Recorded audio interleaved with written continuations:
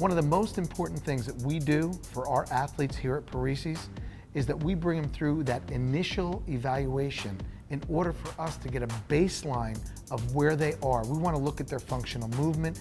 We want to look at what they're able to do, what their weaknesses are, what their strengths are. That gives us an understanding of how to program their training. And then after about 10 to 12 weeks, we reevaluate them and we take them through so that we can see the results. And more than that, the athlete and their parents can see the results of the training. So Matt and I are going to talk a little bit about what we do when the athlete comes in. We're going to take them through, it takes about 40 minutes or so, and the athlete comes well hydrated, ready to go, ready to train. And the first thing that we'll do is we're going to warm them up with our active dynamic warm-up, and then we're going to take them through a 40-yard dash where we will digitally clock them at the 10 and the 40-yard line. And they'll run through that twice, but perhaps the most significant piece of that for us as coaches is that we're going to look at their running mechanics. So we'll do a running analysis on them. Often the coach will take a look at the upper part of the body on the first sprint, the lower part of the body on the next sprint. We'll take our notes and we'll mark down what that athlete is doing and where we can make corrections, even immediate corrections, to bring up their performance level very quickly. And so we love that, we work them through that, we see that, and it gives us a real understanding of where that athlete is. That's right, and then we progress them down to the vertical jump, where the athlete lines up under our vertec here, and they jump as high as they can, but not only do we measure how high they can jump, we watch their mechanics on how they're applying themselves. So we start them out with no teaching, we just want to see the raw ability, what they do, how they apply themselves. So we can watch how they load for their jump, how they explode up, how they land again.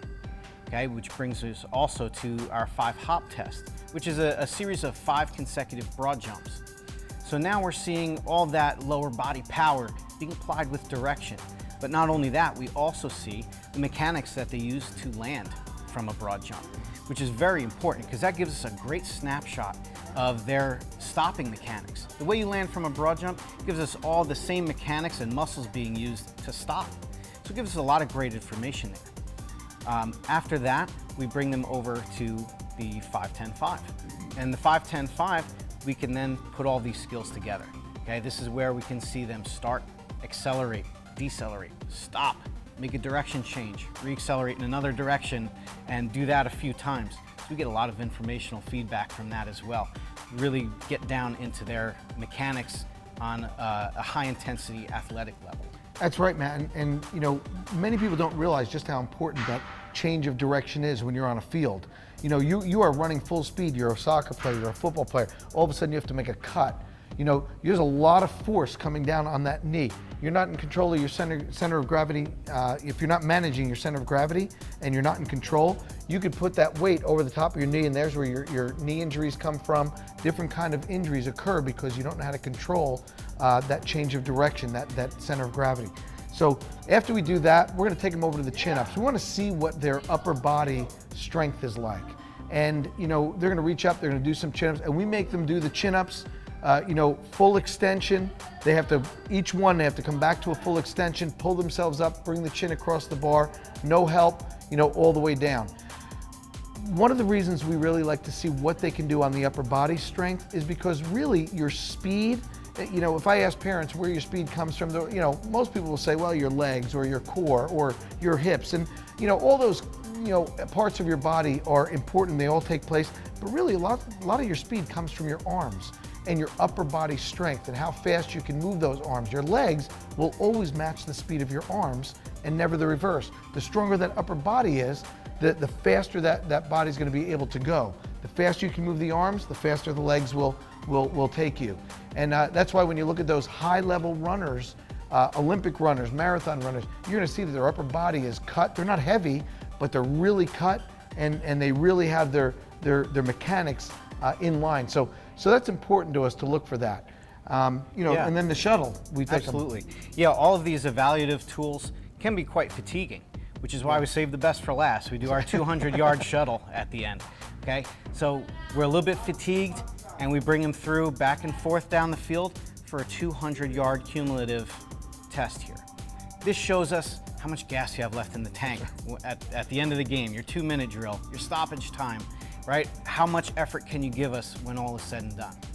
And cumulatively, this whole evaluation gives us great feedback on how your athlete behaves out on the field, how they run, how they stop, how they change direction, what kind of conditioning, overall conditioning are they in, and how it all comes together.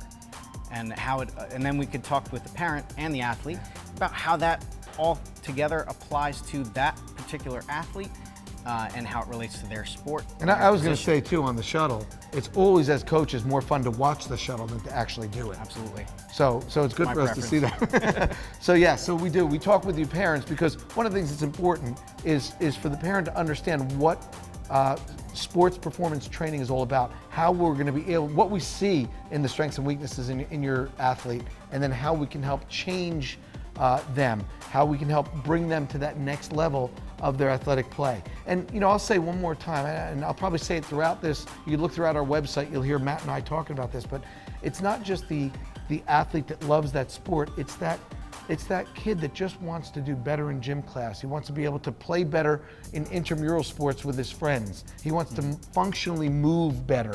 He wants to be more coordinated than maybe he is. Yeah, So and with our performance evaluation, we could really pinpoint what exactly they need to work on to reach those goals.